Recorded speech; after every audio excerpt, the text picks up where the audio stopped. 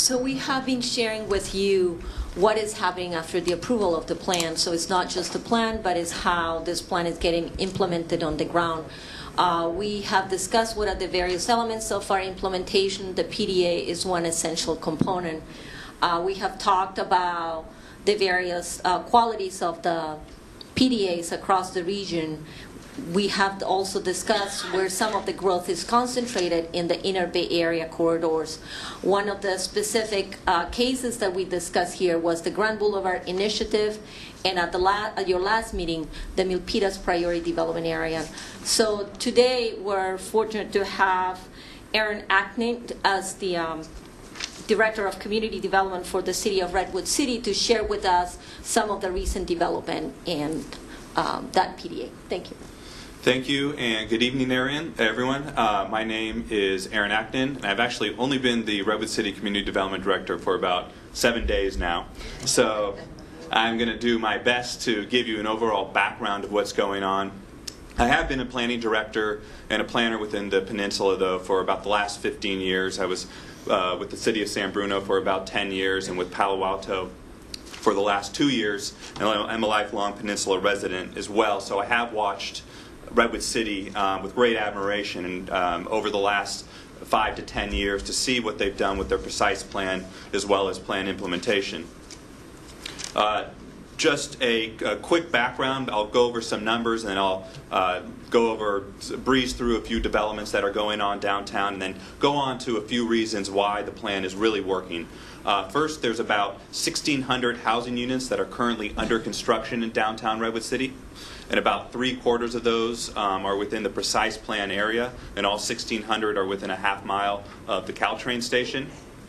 A little bit over 300,000 square feet of office space and an additional amount allowed underneath the plan capacity. Not much retail going on, but there already is a lot of retail space within downtown Redwood City. Working with a number of developers, about 10 right now, who have developments under construction. And the developments range everywhere from a medium density of 35 units an acre to what is a very high density within the peninsula area of 180 units per acre. And the sites range anywhere from smaller sites up to 2.5 acres. This was ULI did a walking tour of downtown Redwood City, and it's just an overview of all of them. I'll go through these quickly just to show you kind of the type of developments that are going on. This is a 132 unit development being built by Saris Regis, and these are all within the downtown area. 116 unit one, this one is almost coming online within the next month or two. 264 units, also within our downtown area. 305 units, and this one's going to have, we should have soon, have a second development next to this by the same developer, which is Greystar. This is probably the most talked about development, and it's the largest, it's really the only major office development right now under construction. This is immediately adjacent to the Redwood City Caltrain station, 300,000 square feet, and we should know who the tenant is pretty soon. But obviously it'll be a major tenant right there in the middle of the peninsula. Another 133 unit building, a smaller one on a smaller lot. This is the biggest residential at almost 500 units being built by Paul's Corporation. Lennar has a couple developments going on in our downtown. This one's about 200 units. So lessons learned, and these are the lessons that I learned from my staff who went over them, who've been there for a number of years. And the first one's really easier said than done now that redevelopment isn't there.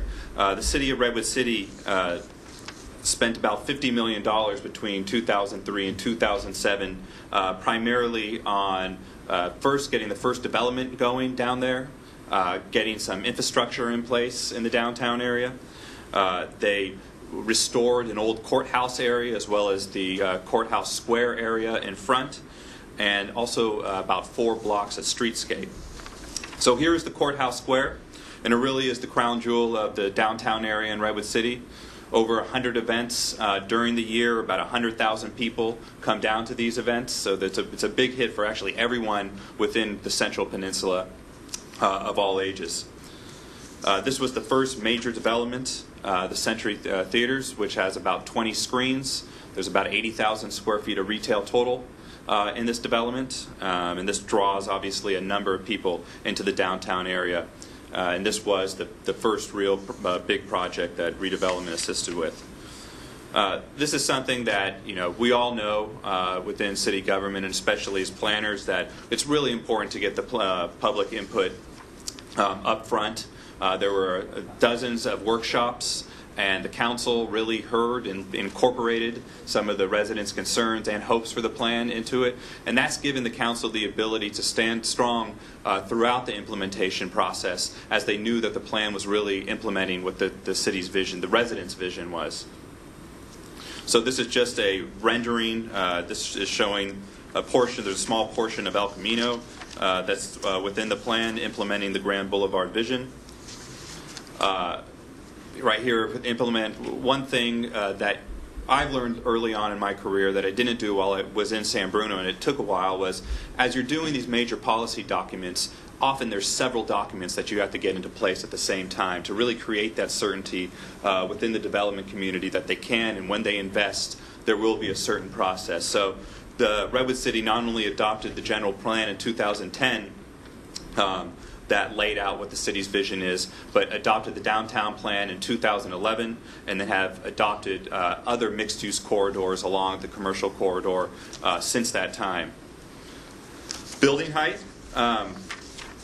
It is a wedding cake type building height within the downtown area. In the center core, it's allowed to go up to 12 stories or 136 feet. In the middle, 8 stories or 92 feet. And around the edges, 3 stories or 36 feet. And I'll touch on this a little bit later, but all this was done with an economic study in the beginning. And the city wanted to make sure that, A, they were planning something that would actually get done, and B, even more importantly, something that would get done without city subsidies. So going through development pro formas, they saw that, hey, this is, given what land values are now and are projected to be, these are the heights that are going to be needed to pencil. And actually, the developers that are going now that did their performance a few years ago are actually in a better shape than they thought they would be, because the economy has picked up quite a bit since then. One of the things that we heard throughout the public process was that you need to protect the adjacent single-family neighborhoods. This is something that I heard while I was in San Bruno. This was something that I heard when I was in Palo Alto. And there's a lot of these downtown areas within the peninsula that are immediately adjacent to residential neighborhoods. So the plan requires step backs amongst the upper stories, not only next to single-family neighborhoods, but also down the primary commercial area. Density.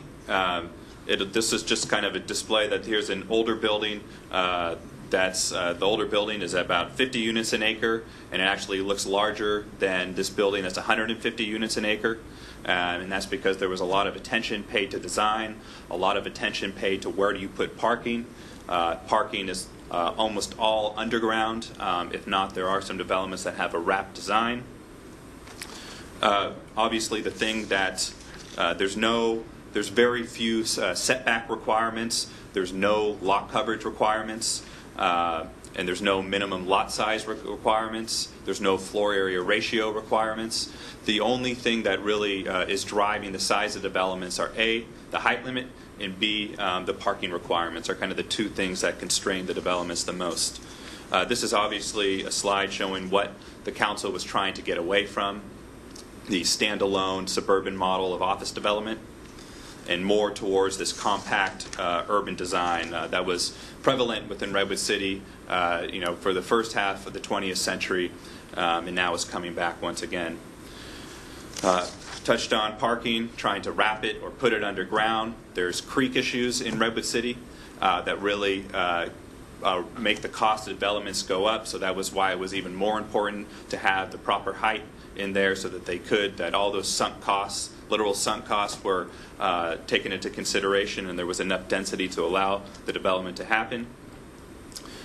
Very few open space requirements. The plan says, the plan's looking at making the open space within the downtown area, the courthouse square, infill parks, and things of that nature. But developers are actually putting in some open space within their Lennar, for example, because of the step back requirements above the third floor, has a whole area that's about 40 feet by 300 feet, the whole width of their building, where they have a dog run, they have a pool, they have a number of other things. The use regulations, there's not many use regulations. Office and residential are pretty much allowed everywhere. It's definitely use light and form heavy. The aesthetics, the different downtown area are broken down into 4 or 5 different character areas, and certain styles of architecture are allowed within those areas. And the key thing is that there's a lot of specificity within this, so that when developers know that they're getting into this, there's going to be a quick entitlement process because everyone's on the same page. And in general, the entitlement process for these larger buildings are taking anywhere from about 2 months to 6 months maximum.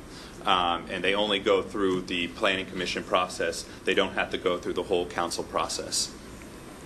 And that the basic lesson learned here is that there was certainty put into the plan, but there's not as much flexibility. Because with flexibility comes uncertainty, and the council really made a conscious decision that this is the vision that we want to see, and as long as property owners and developers are building with this vision, it would be approved through a quick entitlement process. So this is just kind of the take-home slide. This is in the downtown area. And the bar, the red bar that's tall, is all the housing that's been developed since 2010, and everything else to the left is what's been developed since 1960. So as you can see, with the right precise plan in place, with the certainty in place, and with the economy coming back, it was a formula that's really worked. And that basically summarizes my presentation. I can't promise to answer any detailed questions, but I will write them down and get back to you. Okay, are there any questions from board members? All right, I do have one speaker card, and that is from Peter Singleton. Good evening, board members. I hadn't intended to speak on this, but I'm a lifelong resident of Menlo Park, and I'm quite familiar with these developments. But the gentleman's presentation was frankly chilling. And I'll give you 3 examples for that I hope all of you guys noticed this. And if you didn't, you shouldn't. And frankly, shame on you. The first point from the gentleman's presentation, and I have no quarrel with the gentleman. He's only been in his position for 7 days. The first point is the presentation, and please hold this slide here. The first point was that these developments took $50 million in public subsidies. That's $50 million that could have gone to other purposes. But the city used that public money to build housing, subsidize developers. Okay?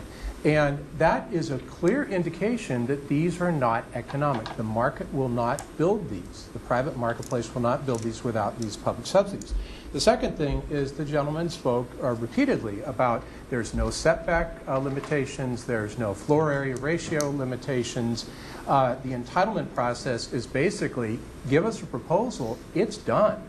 There's no public process. And you can see from every one of those visuals of these buildings, and I see it when I drive through downtown Redwood City all the time, they start at the sidewalk and they go straight to the sky. The entire lot is covered with building. It's like the Wind Cup project that I hope you've heard about in Corte Madera, Hamlet Vista, and that is, the floor area ratio on that is about 85% building and the rest of it is pavement. And this is for suburban living. The last thing is look at this slide. What you're doing is this is forced urbanization on a massive scale. Look at that. There's more building of housing in Redwood City than in the last 50 years put together. And I don't think I would cheer about that if I were you. I would be ashamed. Thank you. All right, again, this was an information item. I have a card. I couldn't. I guess All right. I was so shocked that I just filled this thing out. Your name, please. My name is James Bitter. I'm from Mill Valley, California. And I'm hoping my supervisor, who represents the county of Marin, Supervisor Rice. Watch that presentation. There are people that have been doing their homework, investigative reporting, taking pictures, meeting with groups, warning the public what might happen to the Bay Area, what might happen to Marin County. And you just saw this gentleman do a better job than I've seen anybody who's been working on this thing for the last 4 years. Wind Cup, drive-by Wind Cup. Nobody knows how it happened. It's standing out there. No one's taking credit for it. No one's taking responsibility for it. This is what's happening in Marin. This is why the public is angry. Supposedly, you're wearing a hat of a Board of Supervisors of Marin County, and I'm going to look in the minutes, and I'm going to find the... I'm getting out of breath. I'm going to find the word elected, or I'm going to find the word appointed. And everybody should go to every county and look in their minutes and find that word elected or appointed. Thank you very much. Thank you.